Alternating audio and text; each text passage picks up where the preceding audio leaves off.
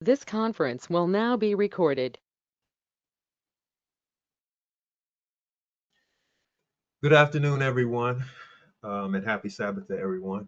One of the reasons why I wanted to discuss this is the last of my sort of food for thought series that I wanted to present.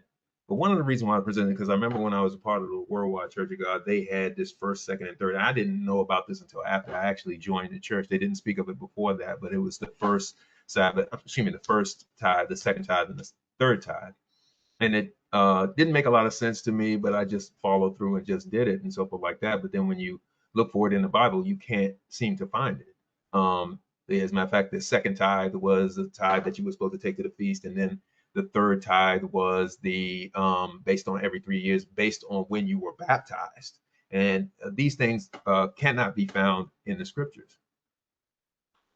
Basically, what I wanted to do with this Bible study is some through the study that I've done, all glory to the Father in heaven, um, a lot of that is sort of debunked through just scriptures. So the word second and third was available in the Bible, but in no way, shape, or form was it ever used with regards to tithing. It was never used. The word second, and I hope I'm pronouncing this right, was sheni, from H8138, properly double, that is second, also adverbial, again, either of them, uh, other, and then it says second. And if you go to Genesis 1:8, it says, and God called the firmament heaven, and the evening and the morning were the second day. H8145 is actually the word that is sheni.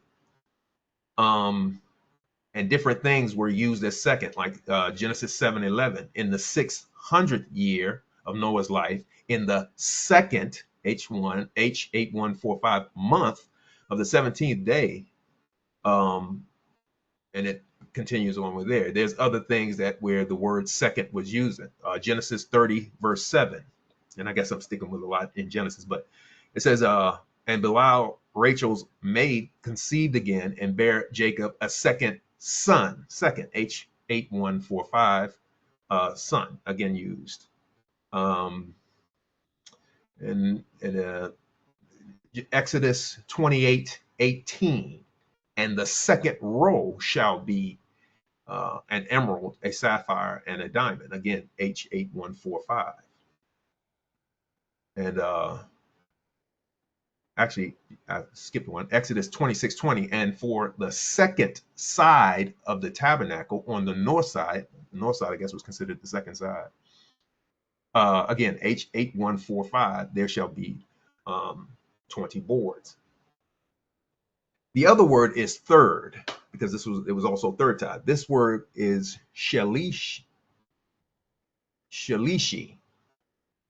Um, and the definition of that was ordinal, third feminine, or third, by extension, a third, specifically a third story cell, third 3 year. Again, this word was not used in association with tithing. It was never used. You go to Genesis 1:13, and the evening and the morning were the third day. And the actual number for that word is, for you who, those of you who use your lexicon, or I use eSort, H7992 was the third day. Genesis 2:14, the name of the third river, again, H7992 river, is a Hiddekel, that is, which goeth forth towards the east as Assyria. And Genesis 22:4, then on the third day, Abraham, again, same word. And then in Exodus 28:19, and this is just some examples, there's plenty of them. And the third row, again, H7992. Again, the word third is never used in association with tithing. It never comes up in tithing. So once you do a study of it, you'll see that um, the tithing, the single tithe, was the tithe, period. It just, if there was no multiple tithing, it was the same tithe. Um, they tithed when they entered the land that the Lord thy God had gave them, and uh, it's again spoken of here. This is Deuteronomy. I didn't write down the actual thing, but I believe that remember this was Deuteronomy. These are the decrees and laws you must be careful. Deuteronomy 12. I'm sorry. It says, these are the decrees and laws you must be careful to follow in the land that the Lord, the God of your ancestors, has given you to possess as long as you live in the land. You must not worship the Lord your God in their way, but seek a place of the Lord your God will choose from among all your tribes to put his name there for his dwelling. To that place you must go. And when you hear the word name, you actually are referring to the Ark of the Covenant. If you go to 2 Samuel 6, verse 2,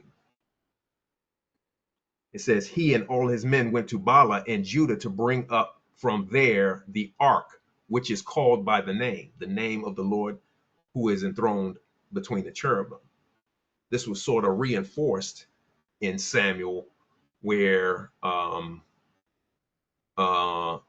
when in Samuel 1, verse 1, he talks about when Hannah and basically the birth of Samuel, there was a certain man, Ramathan, a Zuphite from the hill country of Ephraim, whose name was Elkanah, son of Jeroham, the son of Elihu, the son of Tohu, the son of Ziph, and Ephraimite. He had two wives, one called Hannah and the other Peninnah. Peninnah had children, but Hannah had none. Year after year, this man went from his town to worship and sacrifice to the Lord Almighty at Shiloh, where Hophni and Phinehas, the two sons of Eli, were priests of the Lord whenever the day came for Elkanah to sacrifice. And then it talks about Elkanah sacrificing. And then you'll find out that the reason why they went there is because, again, that's where the ark was. Go to 1 Samuel 3:3. The lamp of God had not yet gone out, and Samuel was lying down in the house of the Lord where the ark of God was. So this was at Shiloh. And that's why they went to Shiloh, because they went wherever the Ark of the Covenant was, that's where they went. So if we go back to Deuteronomy 12, I believe it's what's that, Deuteronomy 12.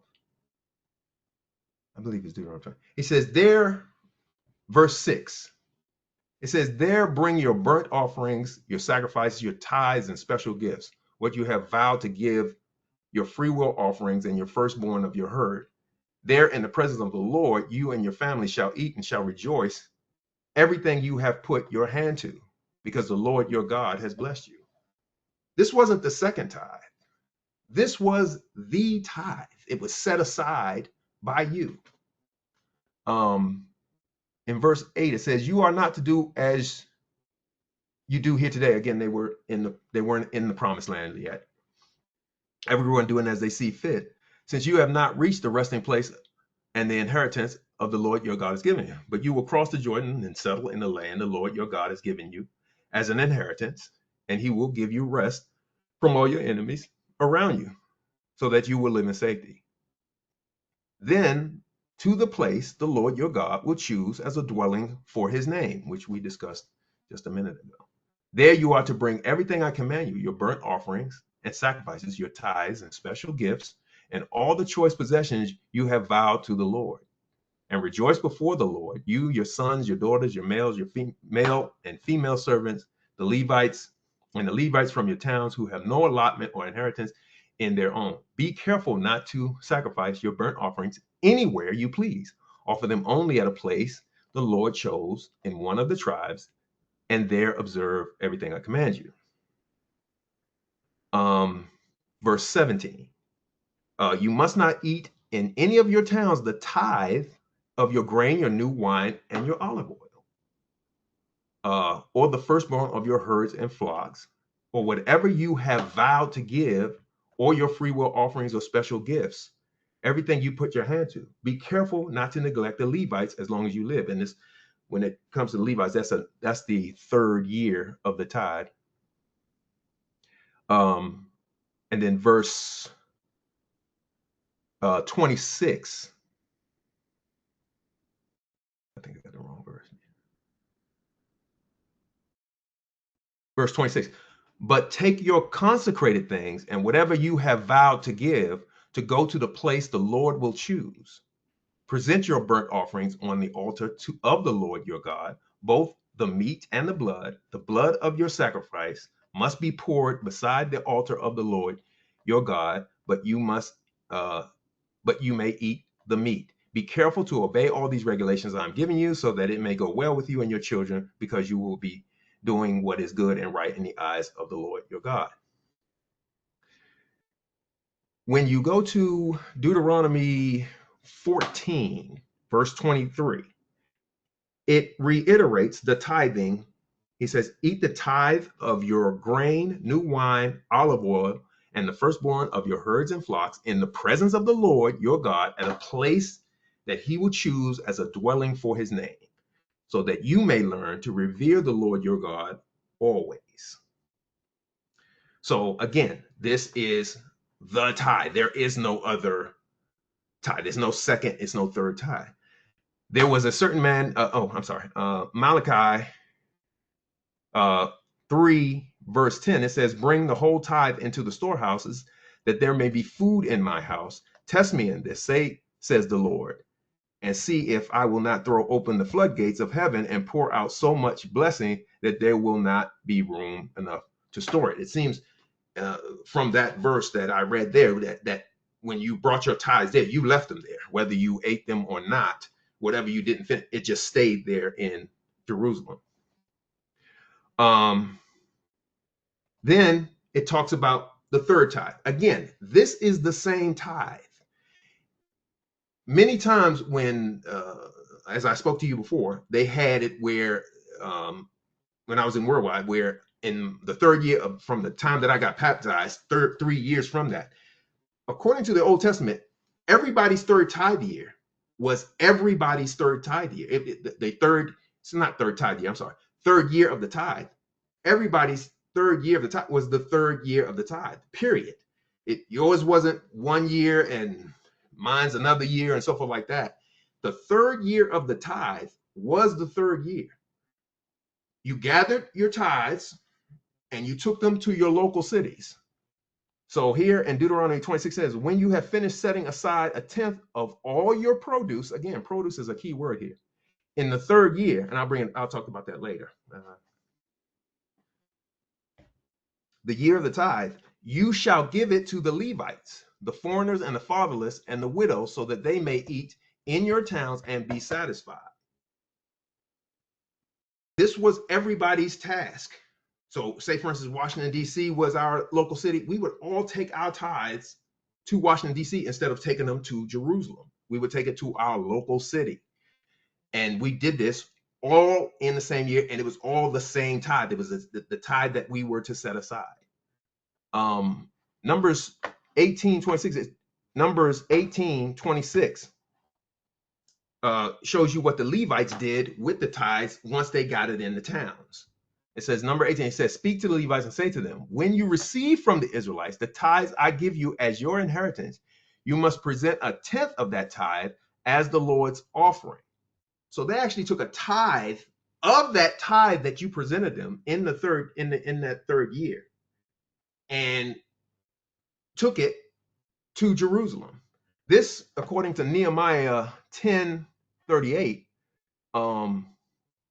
a priest, a descendant of Aaron, is to accompany the Levites when they receive the tithes, and the Levites are to bring bring a tenth of the tithes up to the house of God, which of course is Jerusalem. So the priest would come, I guess, from Jerusalem, gather a tenth of the tithe, and then take it to Jerusalem. But your tithe was only the same single tithe that you actually set aside as you were tithing. You were the set asides. It was not a third or second tithe to go to the Feast of Tabernacles and so forth like that. It was the tithe.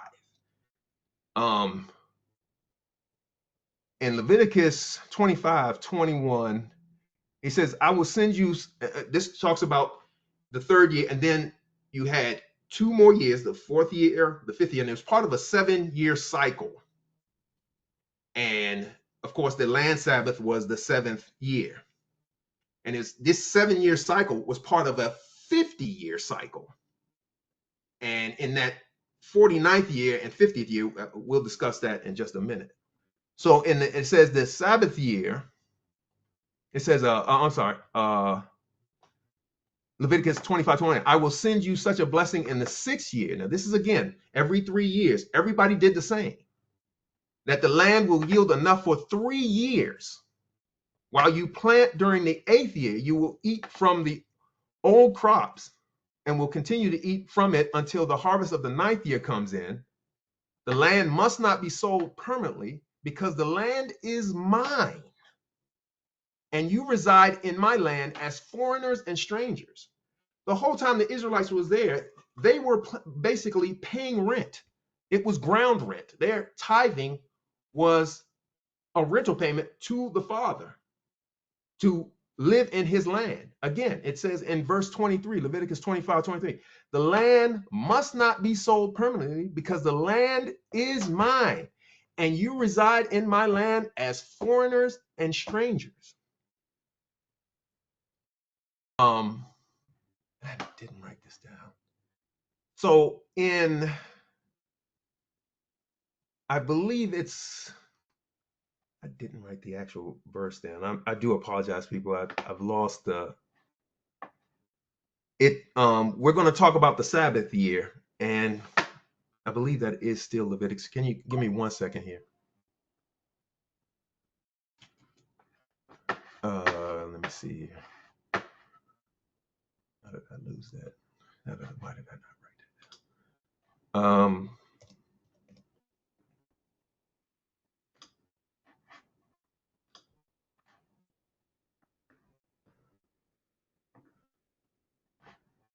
Let me see here.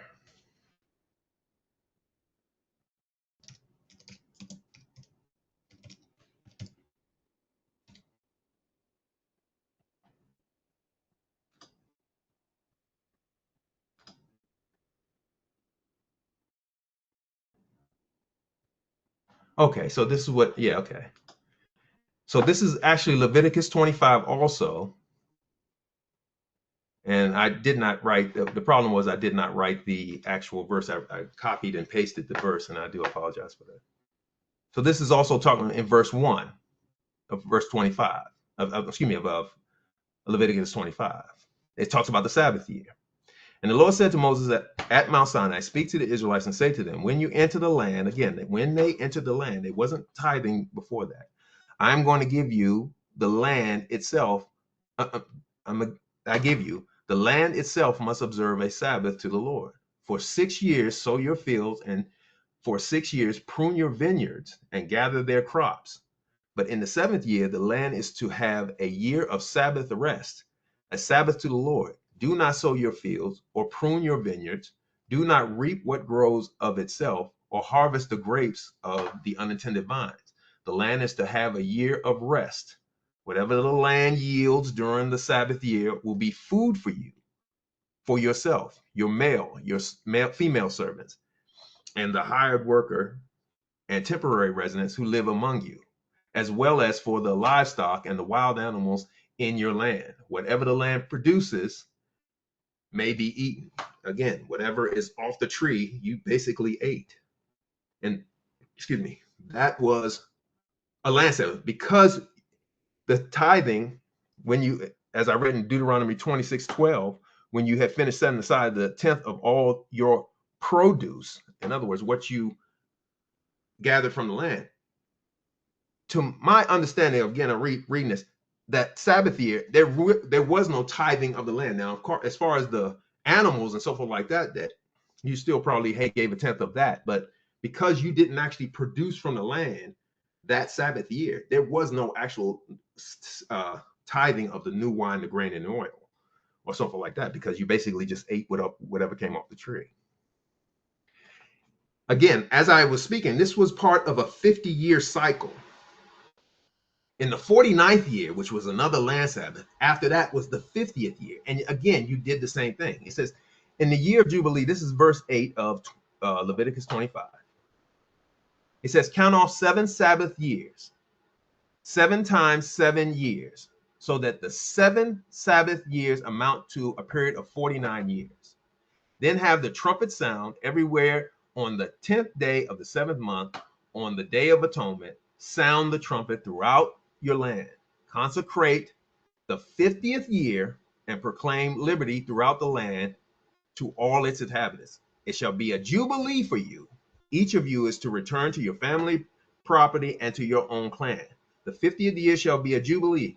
Do not sow and do not reap what grows of itself, and do not reap what grows of itself, or harvest the unintended vines. For it is a jubilee. It is holy for you. Eat only what is taken directly from the field. In this year of Jubilee, everyone is to return to their own property.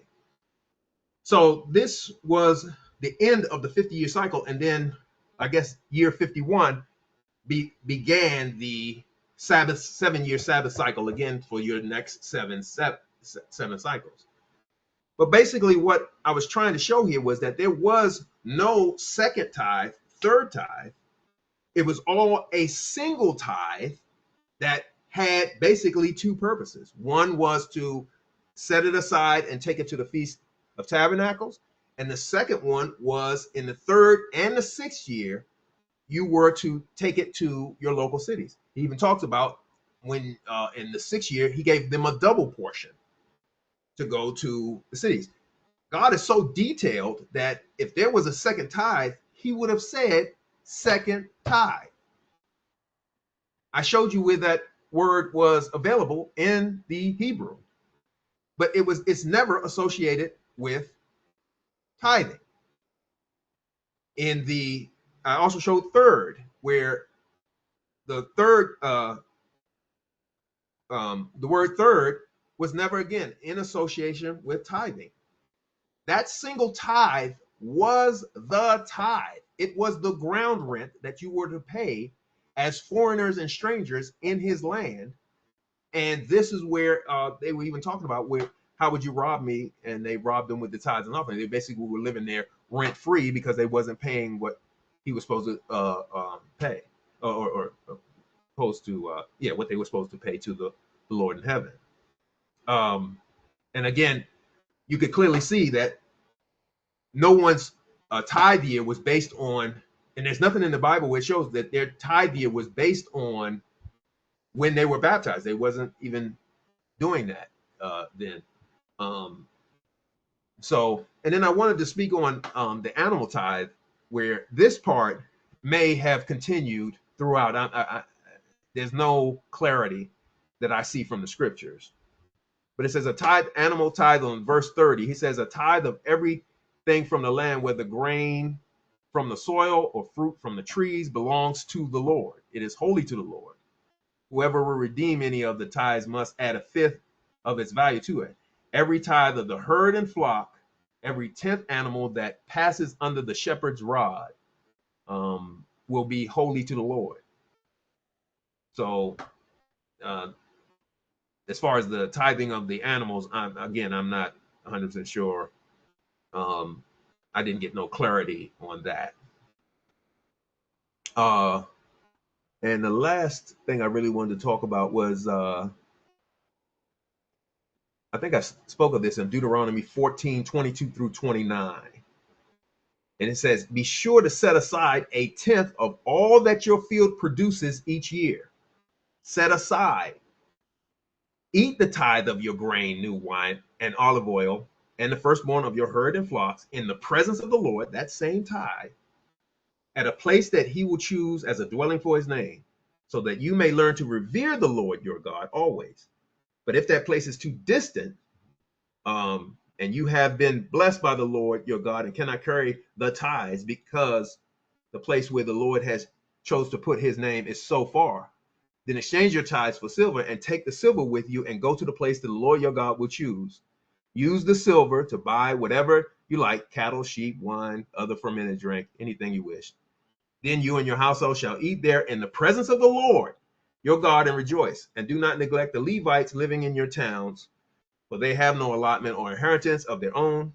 At the end of every 3 years, bring all the tithes of that year's produce, again, that single tithe, and store it in your towns, so that the Levites who have no allotment or inheritance of their own, and the foreigners and the fatherless and the widows who live in your towns may come and eat and be satisfied, may come and eat to the Jerusalem and be satisfied, so that the Lord your God may bless you in all your work. And then that's where it talked about where in Nehemiah, where the priest apparently would come down to Jerusalem, come down to the local cities and escort the tithe of the tithe to Jerusalem. And I think that was the last of the verses. Please forgive me for I'm not good at this, but I'm doing the best I can here.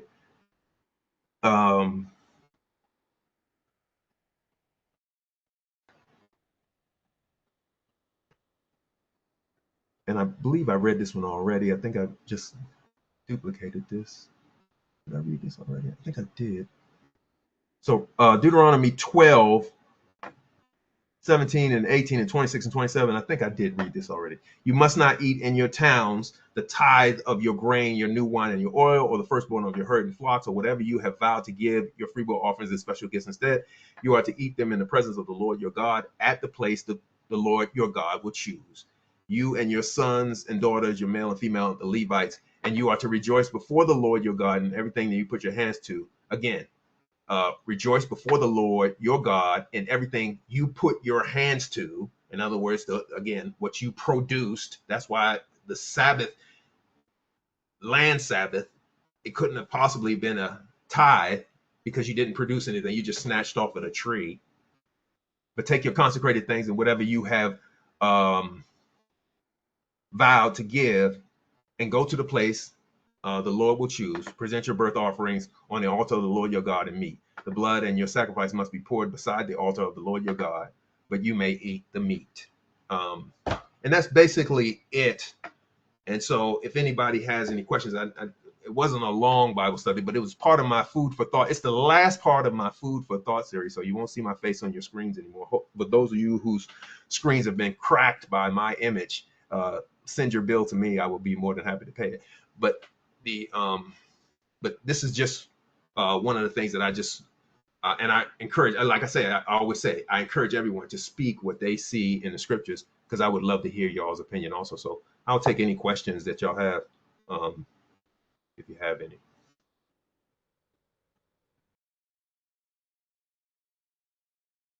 Okay, thank you, Steve. Carol, you have a question? Errol. Errol. Happy Sabbath, everyone. Happy Sabbath. Earl, you got to get your name on there, because Okay. everybody calls you Carol. Carol is the one who's the boss. Oh, okay. I'm going to tell you. Question. So you're only saying there's only one side, tithe, right? Right. So how do you interpret Numbers 18? Numbers 18. Hold on. Let me go there. Yeah. Hold on. 1825. I'll start at 20. And Start at 20. yeah. I have 1825. Okay. Numbers 18 and Yeah, you're 25. right. 21. 20. Then the Lord said to Aaron. Oh, sorry. Oh, I'm reading from the NIV. Please forgive me. No problem. The Lord said to Moses, and then 26, speak to the Levites and say, 20. speak to them when you receive the Israelites from the Israelites, the tithes I give you as an inheritance. You must present a tenth of that tithe as the Lord's offering. Okay. So what No, are you? I said beginning at verse 20. Sorry. Oh, 20. Oh, okay. I'm sorry. Yeah. The Lord said to Aaron, you will have no inheritance in the land, nor will you have any share among them. I am your share in the heaven. I give to the Levites the tithes of the Levites, all the tithes in Israel as their inheritance in return for the work they do while serving in the tent of meeting. From now on, Israelites must not go near the tent of meeting, and they will bear the consequences of their sin. It is the Levites who are to do the work at the tent of meeting and bear the responsibilities for any offenses they commit against it. This is a lasting ordinance for generations to come. They will receive no inheritance among the Israelites. Instead, I give to the Levites as their inheritance the tithes that the Israelites present as an offering to the Lord.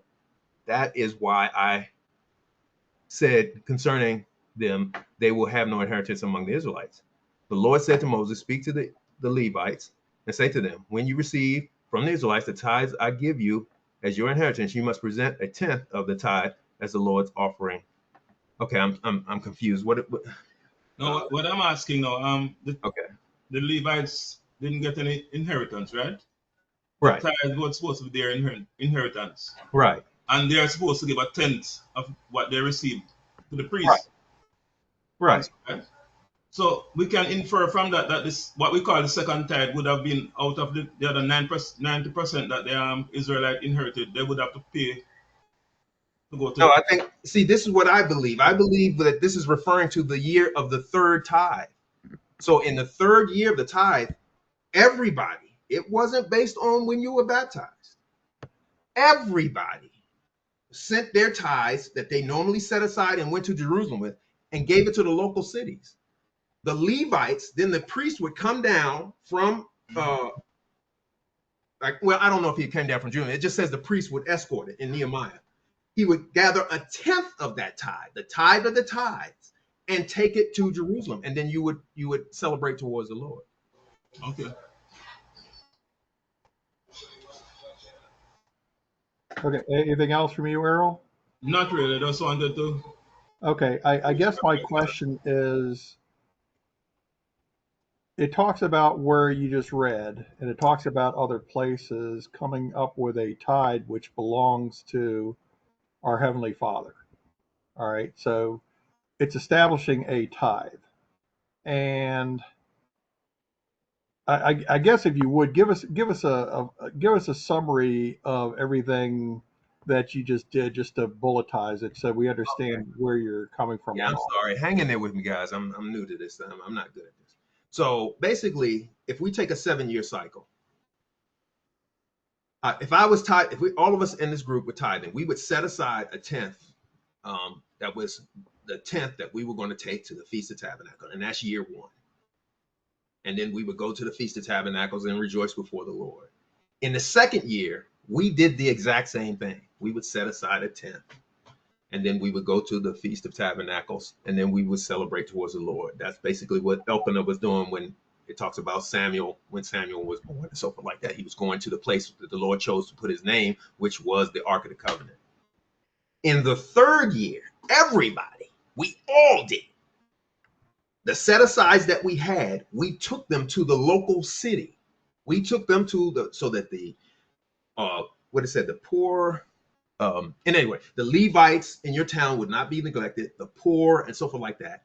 Then as it spoke of in Nehemiah, a priest would come down and take a tenth of that tithe, the tithe of the tithes, and take it to Jerusalem.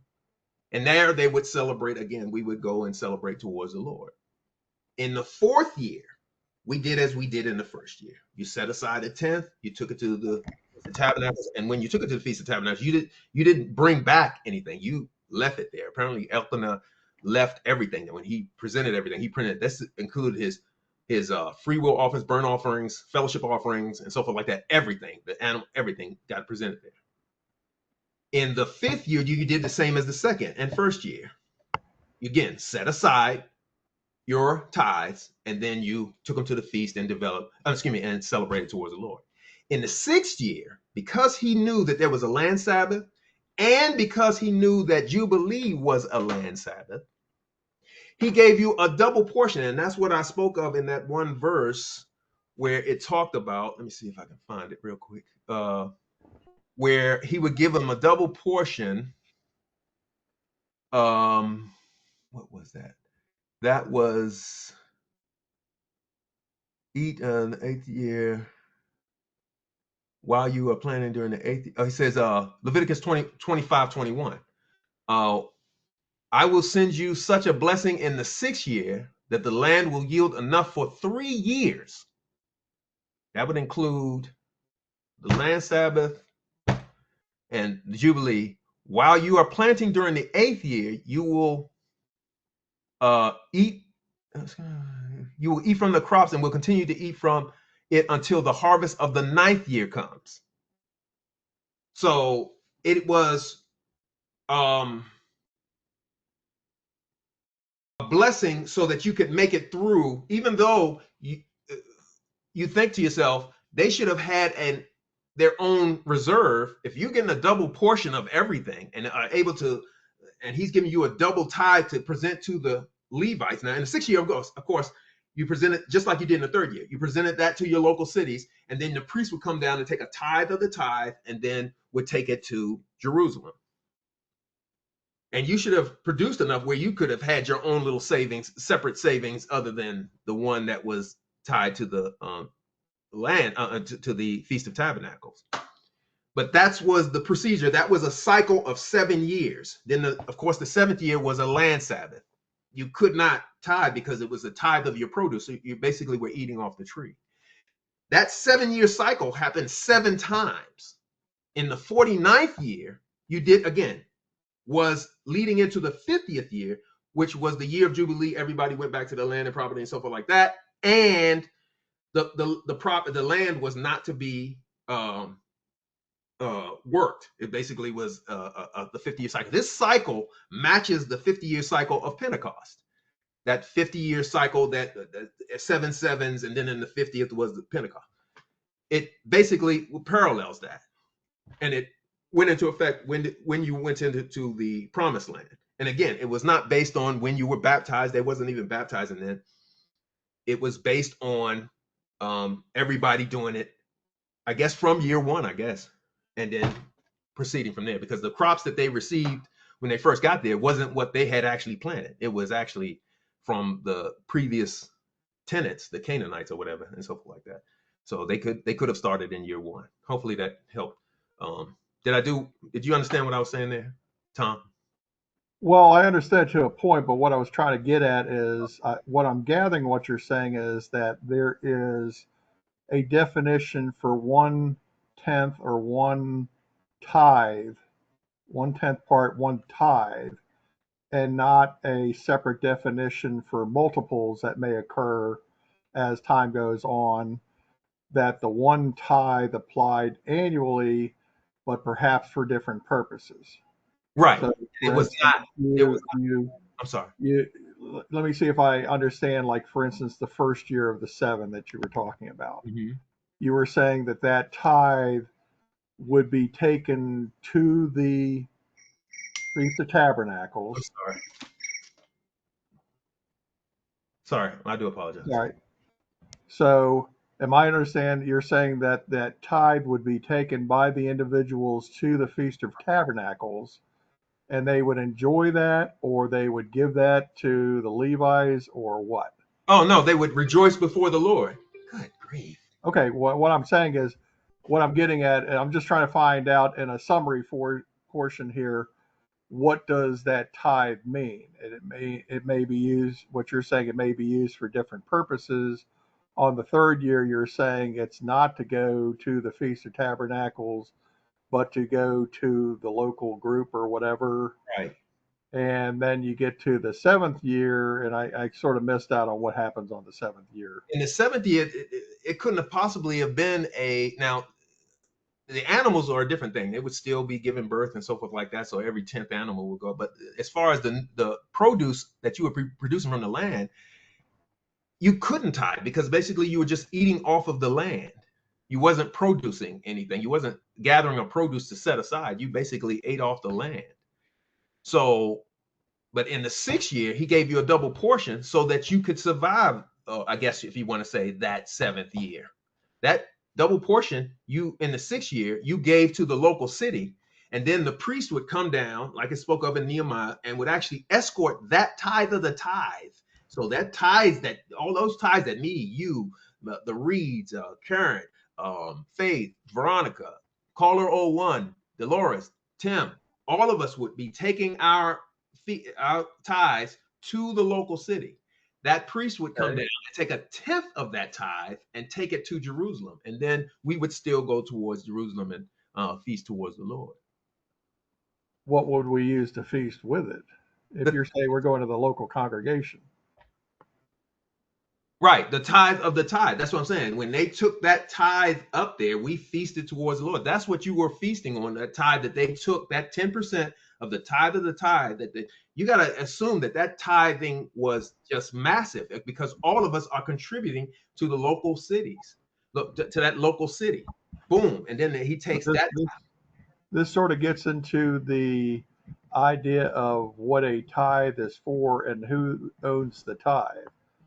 So, as you mentioned earlier, everything belongs to our Heavenly Father, just Right. straight out, everything we have is His, and He'll tell us what to do with it. Then Right. the question becomes, if we're to go to, for instance, or to practice the annual holy days, it talks about in Leviticus 23 that these are annual events that are to recur every year. That's why Okay. we call them annual. You did mention one point way early that it doesn't mention the words first tithe or second tithe or third tithe. Right. Okay. And that is to be determined as being a um, disclaimer or nullification that those indicators couldn't be used as being more than one tithe to indicate first tithe versus second tithe versus a third tithe. And I'll give you the perfect example. When in the New Testament, when it talks about the kingdom will be established for 1,000 years, what do we normally call it? The millennium. The millennium. Okay. Where's the word millennium in the Bible? Oh, I It's don't. nowhere. Yeah. And that's my point. We've associated a term that could be very much applicable to what we're trying to explain without it actually being part of the original text. Okay. So we say millennium, meaning 1,000 year. We could say 1,000 year kingdom, whatever. But the term millennium has been used by a number of people, and for at least those who have been um, studying long enough, they'll understand what that means. Mm-hmm. The reason why people would put a first or a second or a third tithe in there is to designate what they believe to be separate purposes for a 1/10 portion, whatever that is. Okay. Okay. So getting back to what I was asking originally about not so much who owns it, because Yehovah owns everything. Yeah, we could take that one off the question and answer thing, because we have the answer to that one. You're right. But we do see where it talks about tithes in terms of what their purpose is and who they're going to. Okay. We do have a distinction between, in many places at least, where the primary or what we call the first tithe would be going to, and that would be going to the priesthood, specifically the Levites, because they were the ones in charge of the priesthood, and even they had hierarchy, at least originally, in terms of their what their purpose or what their jobs were within the priesthood. Mm-hmm. So, for instance, you had those that were directly of Aaron and his three sons being the priests, the ones that stood in front of everyone and talked and so forth. But you had others of the Levites that were also part of that ministry to make sure that everything was there and so forth. So collectively, we had the Levites, but they also, as it says in many places, they don't have anything which is an inheritance that they can build upon. Okay. So they couldn't grow trees or herd, cattle or whatever. And so, they obviously needed something to keep them going as time went on. And there are several scriptures there that talks about that this is to go this tenth sheep or whatever that go or of the herd that goes under the rod, meaning somebody has a pole there, they're counting, one sheep, two sheep, three sheep, and so forth. Okay. When you get to number 10, you pull that one aside and say, okay, that's going to the Levites. that is of Yahweh, that is going to the priest of him, which are in this case the Levites. And then you got other verses it talks about where the people are going to enjoy these things by themselves. It doesn't necessarily say that you, at least I don't see anything that says that you wait until the Feast of Tabernacles before you make delivery on things such as that. Um, it may be that they had enough that it will last them through a whole year, but I don't say anything specifically. It says that's when you deliver your tenth part. As a matter of fact, people would come up many times and offer not only um, tithe offerings, but they would offer animals for burnt offerings, for sin offerings. Sometimes they had heave offerings where it's not just animals or grains. They may throw a whole sack of gold or something up on the altar there as a thank you, if you would, that they're very appreciative because of all the accumulation of wealth that they got. They wanted to give back, and usually what happens there is they would give at least a tenth of what they got. Sometimes they give more. They say, "Hey, I'm doing very well. You know, thank you, Heavenly Father." So the question becomes, when you look at all those verses about talking about tithes, Mhm. and many times when you see where it says tithe, that's one of those words that we use more in English than what they used back then. The word actually meant tenth. It's like when they talk about if you wanted to redeem a tithe and you took it back, then you'd have to repay that again with a fifth part, meaning 20%. You'd Right. have to give that, redeem, and then pay back that tenth part, that tithe, with an extra 20%. So you'd be paying 120 or 12, yeah, 12% overall because you took it back for whatever your need was because you got in a hole or whatever. But there's a penalty for that to make you a little wiser on how you manage your finances Discourage you from tithe. to be Discourage you. able to do that. So I think if you look at these, revisit these things and look at everywhere it talks about a tenth or a tithe as it's usually translated in the English versions, you'll see where it talks about it's giving to the Levites. And then you also see others where it talks about places like you will take your tithe and you will enjoy it. So Mhm. is that the same tithe? I think Yes. you're saying that is. Yes. And I asked the question, if you're already giving that tenth, if you're already giving a tenth to the Levites, and you're saying that it's at the Feast of Tabernacles, and I'm saying it doesn't necessarily say that, um, then that's talking about another tithe. It's talking about another part. And then it talks about that third tithe, what we call third tithe, being that in the third year that you would collect up another 10%, and that would go to the Levites, but that would also be distribution for people and other things. And so people would say, okay, so that averages out, if you were talking about what you would set aside, about 23 and a third percent. Okay. Which is a lot of money when you think about it. Yeah. Or it's a lot of wealth that it's almost 1 in 4. It's almost a quarter of what you've accumulated in your gains. And it's a little interesting aside. And this sort of gets into economics, but I found it actually fascinating. You ever heard the name Andrew Mellon? No, I have not. You've heard of Mellon Bank, right? Yes. Okay. So Andrew Mellon was the Treasury Secretary, I believe, under William Howard Taft. So it's over 100 years ago. Okay. And have you ever heard of what is now called the Laffer curve? The what? Laffer curve, Laffer. No. A Laffer curve is a way to determine what's the maximum taxable rate you can charge people for getting the most money back. So in other words, and you could take out it would be in a percentage. So you would say, okay, well, you take out zero, because if you don't tax anybody, you're not going to get anything. And if you tax people at 100%, they're not going to work, because why work just to give it all to, back to a government or whatever like that. Mm-hmm.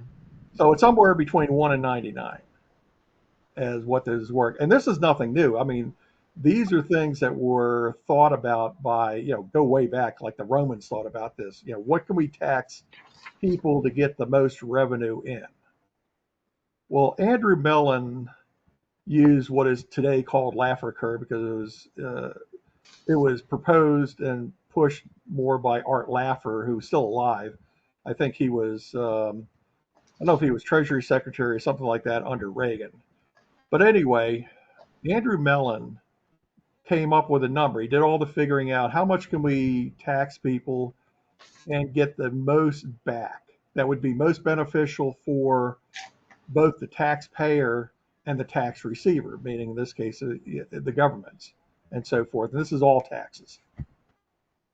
I mentioned before about if we did first, second, and third tithe, on an average per year, it'd be about 23%, 23.3% on that.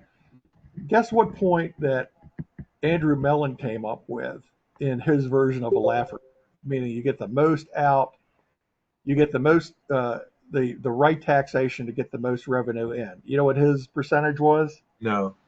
23%.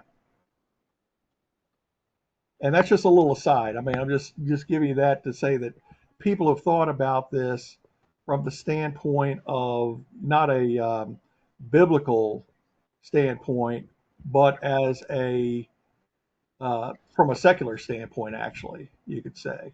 Okay. And so some people today say, well, you got to charge people less money, or you got to charge them at a lesser rate, you got to charge them at a higher rate, or so forth.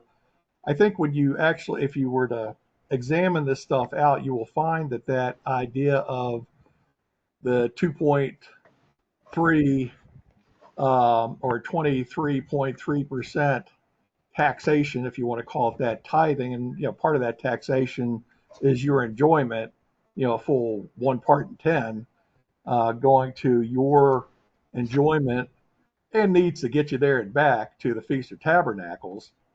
That 23% figures out pretty well. But back to the original argument, is I think if you look back to, you have to sort of look at these things back and say, okay, what do the words say? And sometimes, as you know, with my project I'm working on, sometimes the words that are put down there in English don't necessarily reflect very well of what the original writers were trying to say. Okay. Like I said, we have a word called tithe in the English, which was not something they used.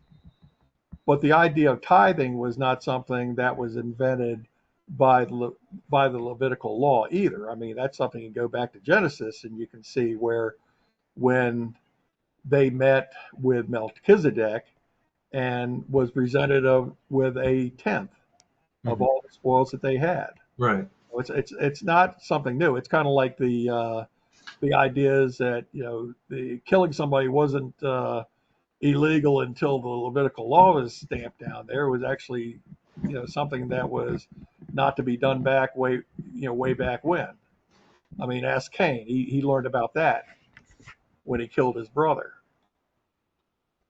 So I would just say, let's revisit and go through all the scriptures that you can find where it says tenth or tenth part or tithe, and see what they're pointing to. Who owns those parts?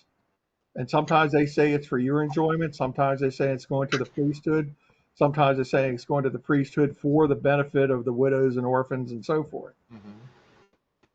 And I understand what you were saying about, first, second, third year, fourth, fifth, and sixth years and so forth.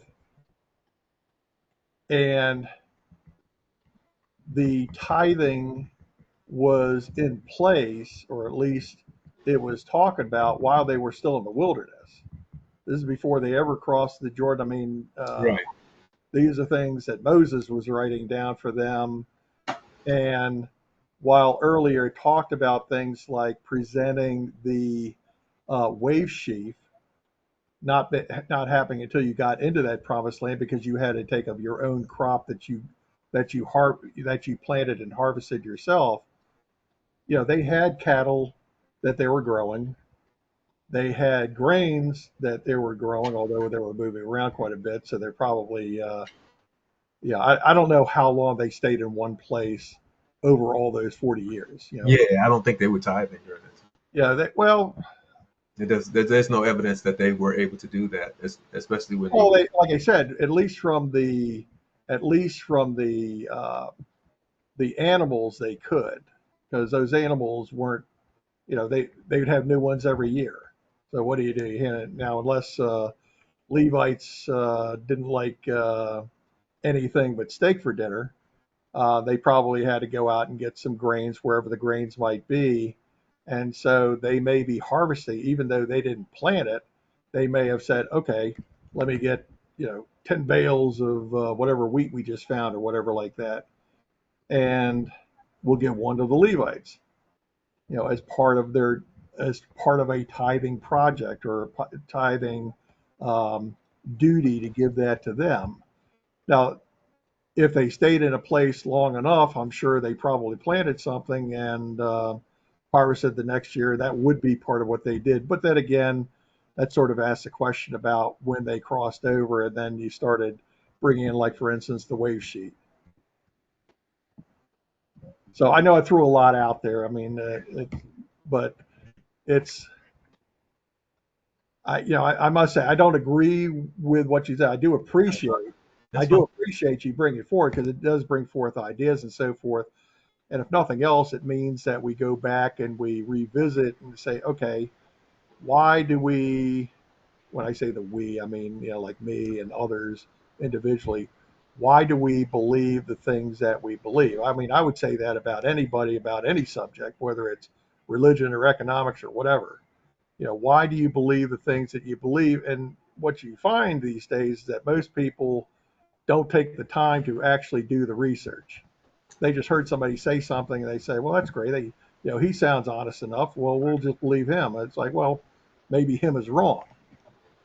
So each and every one of us is part of what I think is our duty in growing as followers of the Bible of our Heavenly Father and His Son, is that we do the legwork, we do the study, we ask questions, and we sometimes bounce some questions back. It's like, okay, well, I see where you're coming from. Can you explain this a little bit more and so forth. So, I just want to say that this is definitely an exercise that helps all of us to grow, Hmm. whether what we believe or not. And I'll give you the perfect example. I mean, what I gave a long time ago, and it actually had to change from what I did at that point.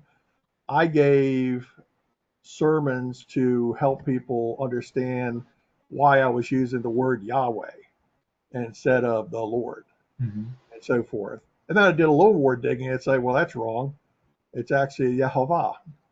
And the reason I did that is because I did more digging. Okay. And so for everyone else here, and if I'm talking too much, just raise your hand and say, shut up, Tom.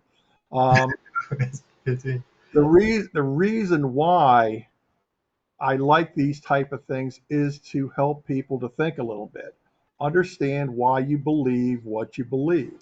Food for thought. And there are plenty of other people who have ideas that I don't agree with, but I know they've done the legwork for them to get to where they are. It wasn't just they heard something one time and, oh great, this is fine. This is why I don't like, mob mentality on, coming in big groups and, rattling the cages or whatever like that and say, yeah, yeah, yeah, you got to do this, you that.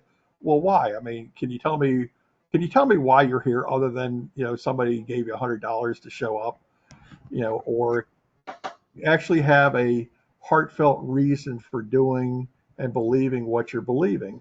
And quite frankly, especially with religion, um, I grew up a Roman Catholic. And if you were to ask most of those people to show you where certain things of Catholic doctrine exist in the Bible, they can't tell you. And I'll tell them, well, the reason you can't find it is because it's not there. Mm-hmm. And so, like I said, this for me is good in that it's an exercise in people thinking. And if people, in our group right now, if you have any questions or you have any pushback to anything Steve said or I said or whatever, say it. It's not, the idea is to get it right, not that Steve got it right or Tom got it right. It's that it gets right, period. Amen. So anyway, with that said, is anyone talking to me anymore? Oh yeah, we're still here. So one of the things you're talking about the tithe, where you were talking about the tithes for what was, I think what is lost in it is the fact that when you took your tithe to there, like Elkanah, when he took his tithe, when it was his time to present his offering and tithe and stuff like that, he presented everything. He just presented everything, and then they celebrated it towards the Lord. I don't think they took anything back with them, and it's even when I was during the tithing for the feast of tithe, I didn't spend all that I tithed. I did not. It just was a lot of money to just spend in 1 week and so forth like that. So when they were tithing the new wine, the grain, and the oil, and the Lord, is of course, was blessing them, and then He blessed them with a double portion on the 6th year. They didn't bring anything. To my evidence, they didn't bring anything back. They left it there at the temple, at Jerusalem, where the Ark of the Covenant was, or when Samuel was in First Samuel's, where that was Shiloh, actually Shiloh, where the Ark of the Covenant was. I'm sorry, I got Earl Reed. Earl, is that Yeah, you? Earl again. Not Earl. Question. Yes. Since the Levitical priesthood doesn't exist anymore, how do we relate tithing to the New Testament church? That was a subject that I don't see. I don't believe in. I don't believe that. Thank you, Errol. Okay, Um, I don't believe that the laws of Moses are still in effect. I really don't, and I don't believe. That's why I specifically titled this, and Mike will tell you in the email, tithing in the Old Testament. I do not believe that tithing is in effect. Even when you talk about Ananias and Sapphira, they were selling the entire property and were supposed to give the entire proceeds to the So how do you interpret like Hebrews 7, where Levi tithed to Melchizedek through Abraham, and now that the priesthood has been transitioned over to Melchizedek, who is Christ, the head of the right. church? Even when you talk about that, when you look at that particular incident, Yeah. it was in the land of Canaan. It was God's land. God was charging ground rent, and apparently, I guess He charged ground rent for that because Abraham got that produce from what would become the land of Israel. Even Yes, though, yeah, I understand. go ahead, I'm sorry. But the question I'm asking really, it now says that since Christ is of the order of Melchizedek, all the priesthood has been transitioned over to Christ now, and the apostles, right, and whoever are the followers. Because when you read like we got 1 Corinthians 9, that Paul had the same problem with the church here, you know. So why he isn't the 1 Corinthians 9. yeah? Hold on, let me get to that.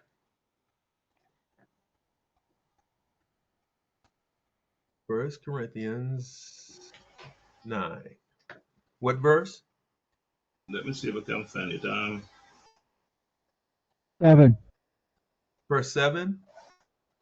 Who serves as a soldier at his own expense? Who plants a vineyard and does not eat the grape? Who tends a flock and does not drink the milk? Again, I have 2 Corinthians 9:6. 2 Corinthians 9:6. Okay.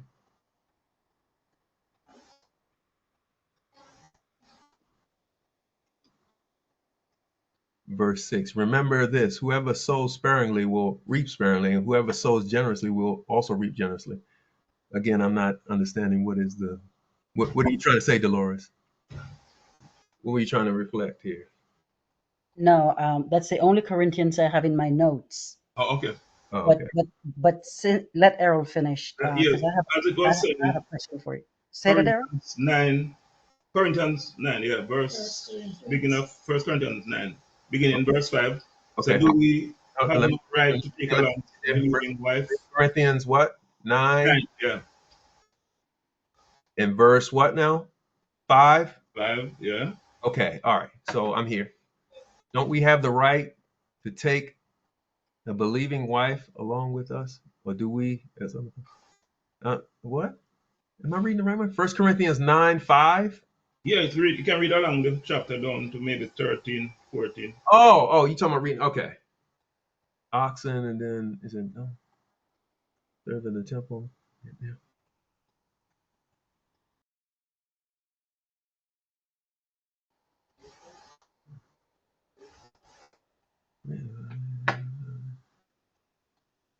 If we have sown spiritual seed.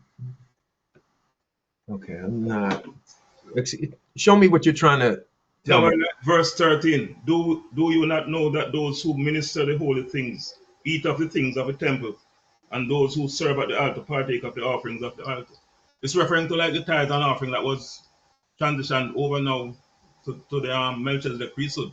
What was the Levitical priesthood was entitled to? The New Testament church and ministers are also entitled to it. Talking about the tithes. Yeah, we would Right, say. right. They were still doing it then. That even when that temple was in effect, they were still even like when he talked about Paul was going to Jerusalem he was going to Jerusalem because of the fact that the priests there were still doing the Feast of Tabernacles, the so and so and such and so forth like that. They were still doing it and so forth No, like that. but this was referring to the Corinthians church, was a Gentile church he was ministering to, and they were paying tithes and offering, it would seem, based on this. I don't see tithes and offerings here, but But it says, I understand what it you're says, trying to do you say. not know? I think I understand what you're trying to say, but the tithe, yes, they were still doing it, but even the Sanhedrin that was in charge were not really No, truly. no. What I'm saying, this Corinthians church wasn't a Jerusalem church, it was a Gentile church that were established during Paul's ministry. It wasn't had nothing to do with Jerusalem church or any of those churches. He says those who serve in the temple get their Yeah. food right. So he's talking about the temple in Jerusalem. And he said, "But those who serve were beneficiaries of the tithes and offerings. So they also, as apostles, should be beneficiaries also." That's what he was saying. What verse are you? Show me what verse you're getting that from. If Show you me read the that. whole chapter, if you read the whole chapter, in the context of it. So, for it is written in. No, okay, hold on. Okay, let me make something perfectly Yeah, clear. yeah. I do give to the church. I don't believe I have to give a tenth. Let me say that again. I'm not saying that you are not to give to the church at all. I never said that. You can give whatever you want. All I'm saying is that the tenth is not, it was part of the laws of Moses. It was ground rent that was shown that they were foreigners and strangers in his land. They were paying rent, which was their tithe in the land that the Lord thy God was giving them. That was what they were paying when they were paying the tithe. Well, Now, I do not discourage anybody from giving whatever you want to give. Give as much as you want. I do give myself. But I'm saying that this is actually off of what I actually wanted to discuss, because I'm talking about tithing in the Old Testament. We're talking about something in the New Testament. now we're talking about the principle of tithing. Huh? We're speaking about the principle of tithing, but how the relevance of it. It says it belongs to God. He gave it to the priests, and now it is his, and he gave it back to the Melchizedek priesthood. Right. Because before the Levitical priesthood was established, Okay, so let's go Abraham back. paid tithe. Hold on, let me finish. And Jacob vowed to pay tithe after if he was blessed. Because tithing is about being blessed. And having been blessed, we return a tenth of it to the Father, to God, who gives it. That's what tithing is about. It's about tax and everything. It's about thanksgiving and giving thanks for having been blessed. Right. And you can still give blessings, but you don't have to give a tithe. So this is from the Old Testament. These are the decrees and laws you must be careful to follow in the land that the Lord, the God of Israel, of your ancestors, has given you to possess, as long as you live in the land. This is a verse from Deuteronomy 12.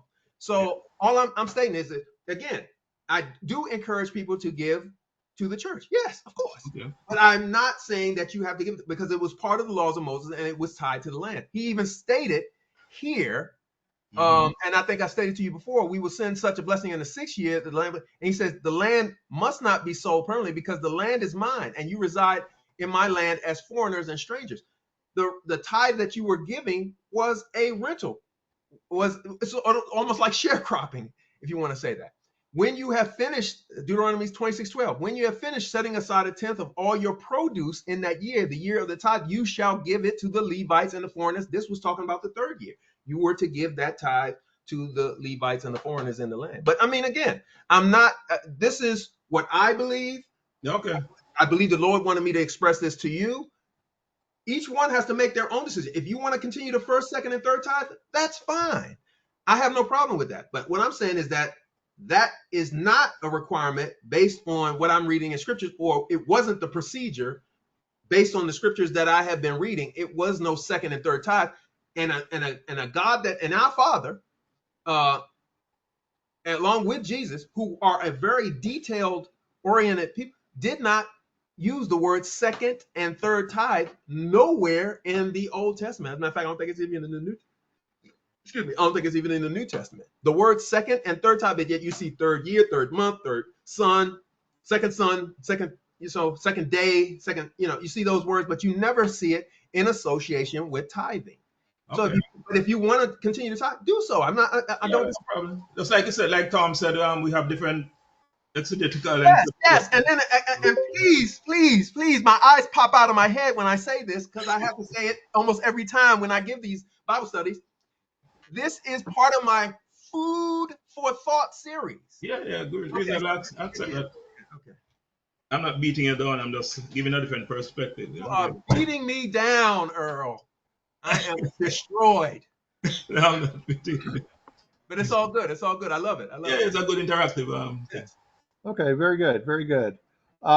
Anyone else have any questions? Elder Mike Reese, do you want to join in?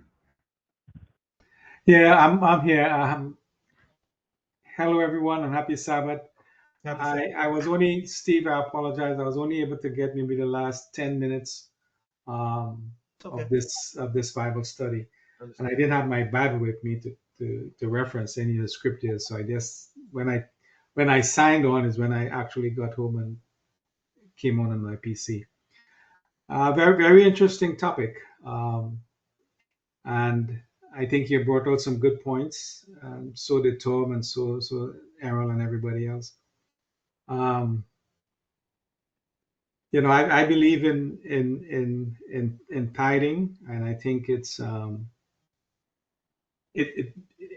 you read, in the New Testament, it doesn't ask for tithes per se, but we know that when the early church started, there was giving, and it never said what percent or whatever, but people give, and that's how we maintain, so to speak, as a church. I But encourage. interesting topic, and I think Tom said it. It's good food for thought, and it just reiterate the point that we all need to be studying, reading, drawing reference, and this is how we learn.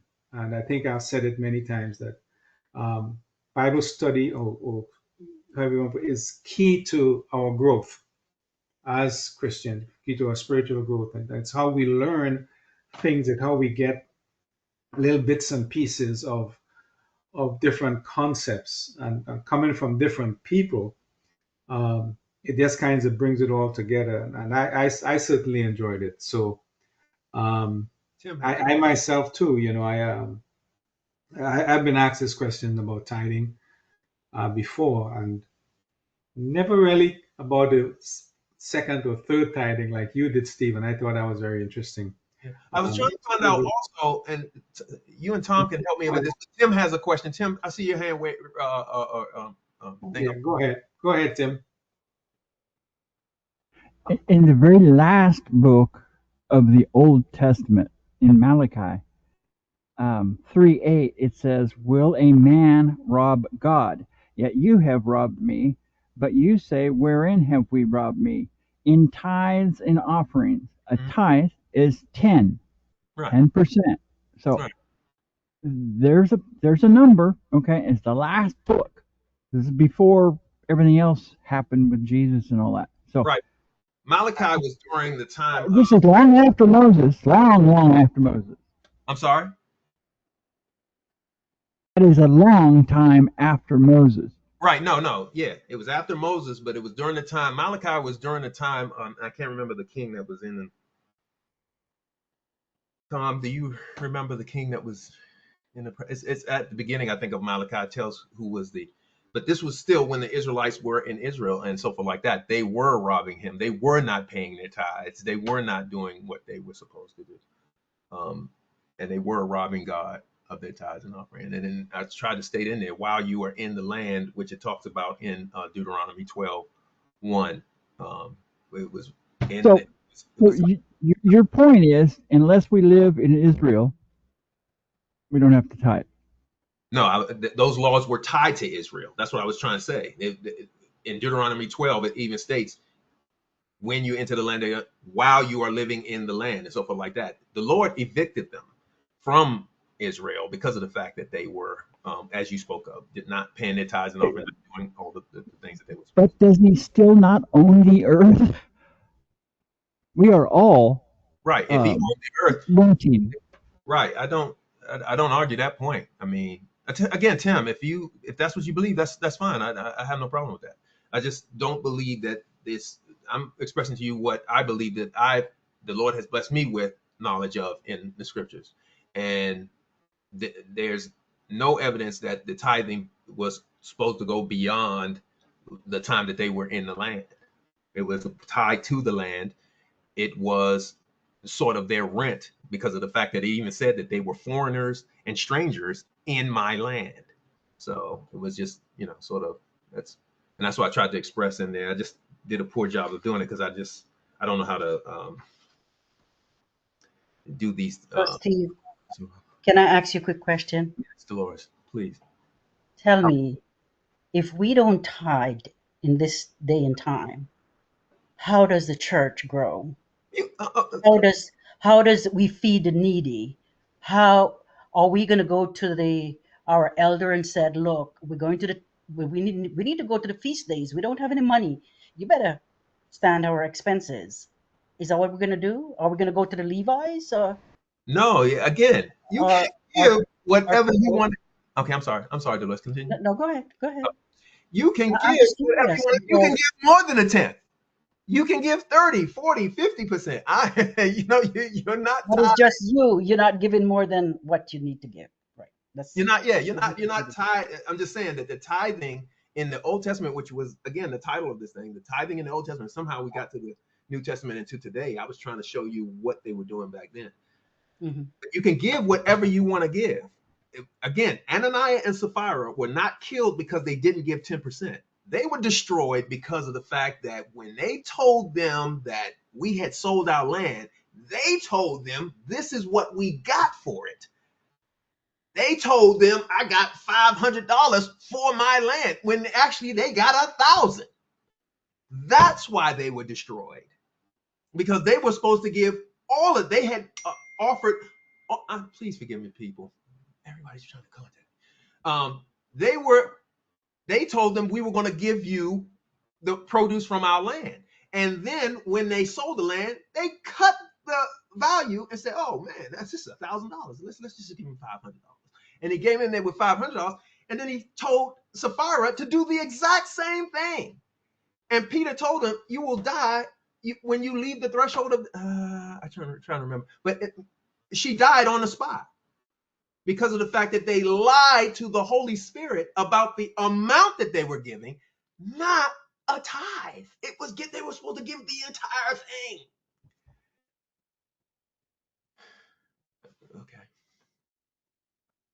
Okay. I'm sorry about that. Okay. Okay, let me come back in here, Steve, and just to make a point of us as a church doctrinally. We do have a statement of belief that's specific to tithings, and this is what it is, and I'm reading it right from the statement. and it comes from Malachi 3:8-10, Okay. Matthew 6:21, 23 and 23, and then again 2 Corinthians 9:7, which we have already read. I was here in time to read that, as I think Errol and Sister Dolores were talking about it. It says, tithing is a private matter between the individual and God because it is an act of worship. It is not the job of the church to enforce or police tithing, but simply teaches the responsibility to tithe. Each individual has the responsibility to honor the Lord with his substance and with his first fruits of all his increase. Tithing and free will offering are the method by which the gospel is proclaimed to the world. And that's right out of Matthew 6:21 Mhm. and 23 and 23. So there you have it. We, as a church, we put tithing in the statement of belief because, like to Dolores' point, if we don't get offerings and tithings, we cannot sustain.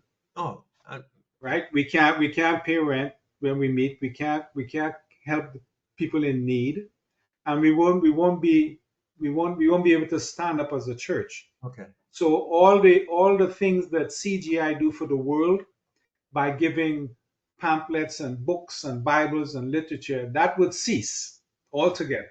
Right.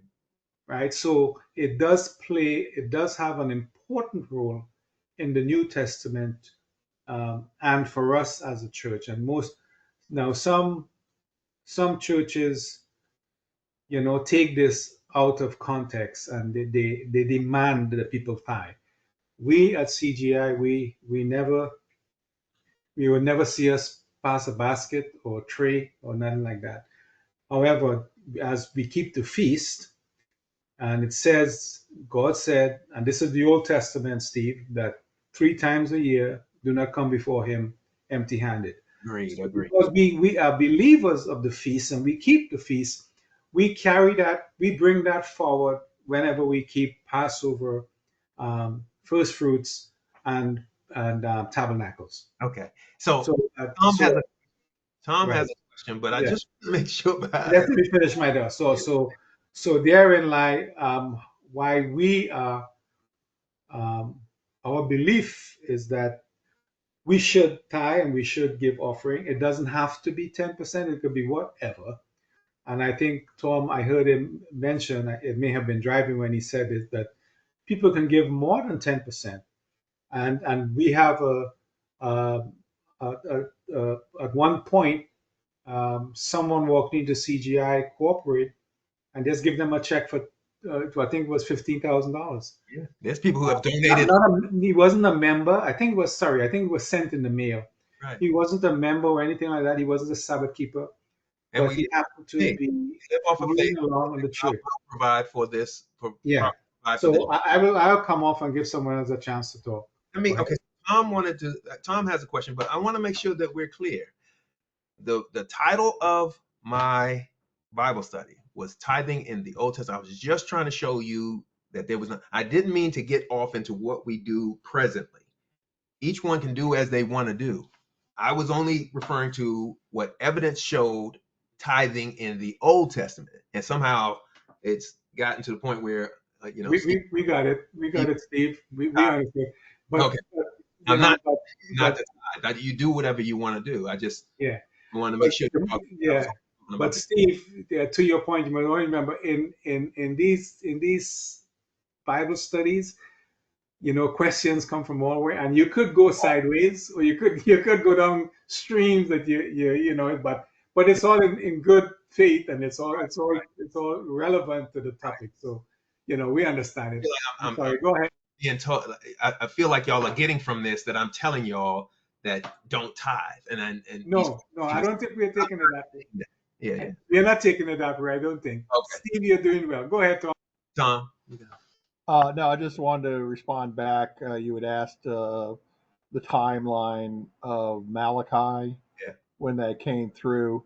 Um, they give it a range which may have been just prior to the Babylonian captivity of Judah, and all the way through, and more they think more likely after the Babylon captivity when they were back in the Jerusalem area.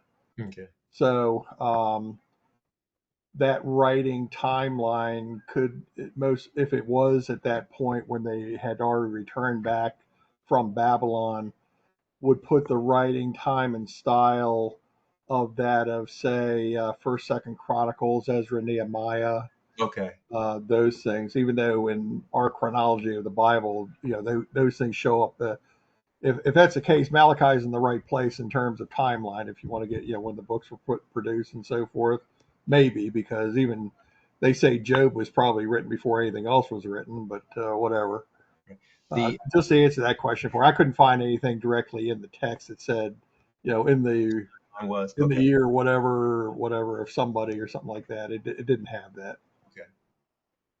And Tim, was it? Tom, it might be about 433 BC, roughly. So yeah, I think I agree with Tom mentioning Nehemiah there. Okay. And so Tim. 433 BC. Okay, thank you. And how you doing, George? Or Good, Carl? Steve. Is that your middle name? Carl one is your middle name? No, just okay. Go ahead, George. Did you? I have a math question. Yes. I have a math question. It says increase. Okay, so let me just throw this out there. Okay, if I make $100 this year, and next year I make 110, now I have 10 more than I had the year before. So do I tithe on the increase or the entire amount? That's all. Oh, and one other thing, you had mentioned, breaking our screens. You're a very handsome man. So Thank you. I'm just gonna throw that out there. All right, but just send me your bill. George, you had a question? Caller 01? Yeah, I didn't know you were a part of, you attended Worldwide, you mentioned earlier. Yeah, actually, y'all know Basil Copey. I actually lived with him for about 6 months. I don't know that individual, but it's interesting when you talk to someone or a minister who was a part of Worldwide or someone.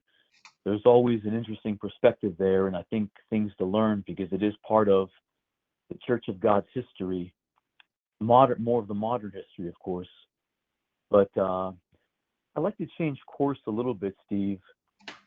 Could you speak a little bit more to your experience there, and as far as how Worldwide handled tithing, and was it a mandate?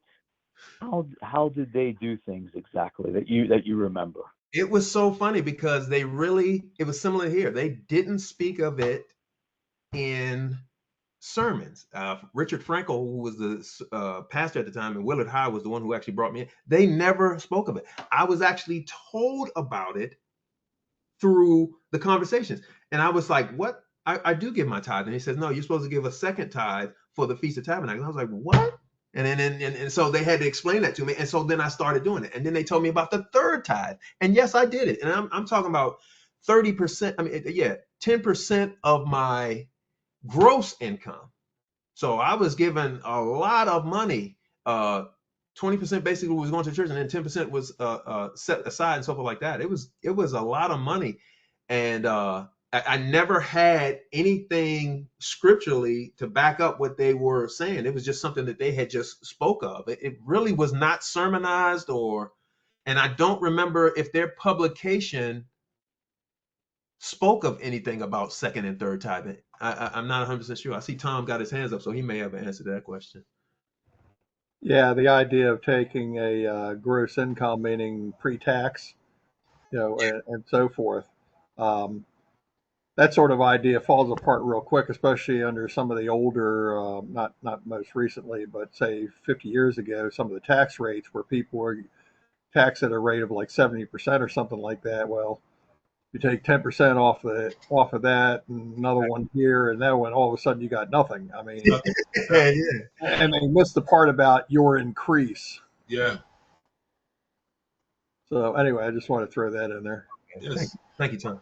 And we need to remember also, like in Israel, they didn't have to pay land tax and didn't have to pay for the land or the houses. They didn't have to pay light bills and stuff. Unlike our time now, we have a lot of overheads. Yeah. Back then, they just took the 10. They took their tithe and then took it to the feast. That's it. They didn't. That was their rent payment. That was it. They were just paying rent. Right. And we, unlike now, we pay rent separate and apart from the Yeah, exactly. pay. Exactly. But again, I encourage everyone to give. And then when I say give, let me make sure we're clear. As I do for Dolores, I do some electrical work for Dolores.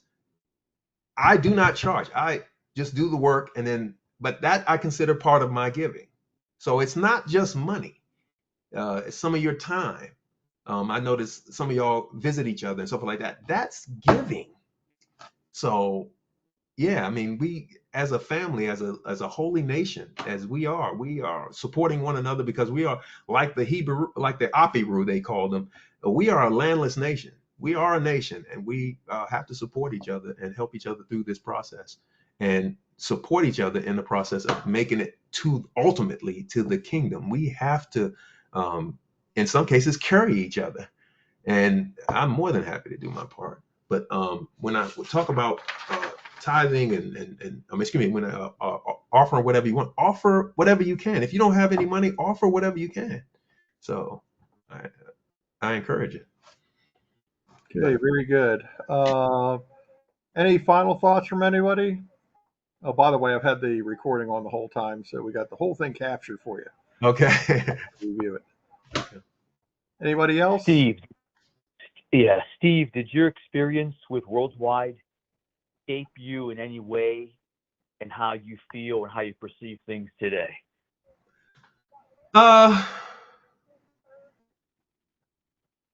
I don't know. I don't know if I could say that. When they broke off, I broke away, but I was only coming back to one truth. So they did provide me the truth, and I was only coming back to one truth. I actually broke away and started doing my own thing, and especially after they started some of the things that they were doing. But I was on. They had. They were the vessel that the Lord brought me to the truth of the gospel. And so when it came time for me to come back to start, it was funny when I was at work. Just a little side story. When I was at work, I was talking to a guy, and he was telling me what was in the Bible, and I was telling him that's not in the Bible, and so. And then I actually brought in my own Bible, and I started disputing stuff with him and so forth like that. And then he hit me with the hardcore question: well, if you are this way, why are you not keeping the Sabbath? And I was like, you know what? You're right. And then I came back to the truth. But I was only coming back to the truth that had been provided to me from the worldwide. So if you want to say that influence from worldwide, that's it. I only It was the truth that they provided me, and I hope that answered your question, George. They provided me the truth that I will only come back to, or actually, I'm never leaving, and that was the influence that they had on me. Did that answer your question? It does. Thank you. Okay. Yeah. Okay. Very good. So let's go ahead and wrap this up. I'm going to go ahead and hit the button here.